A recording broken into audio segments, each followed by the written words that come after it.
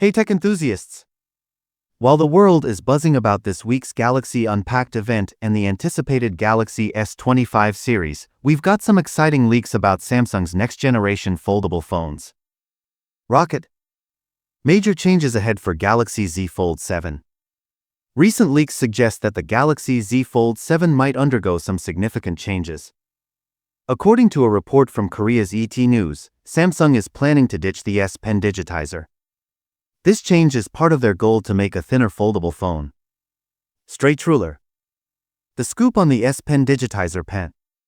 Known sources Jukin Reef and the Elk have backed up this claim.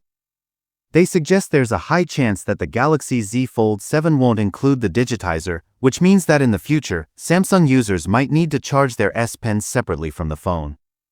Previous glimpses of change magnifying glass tilted left.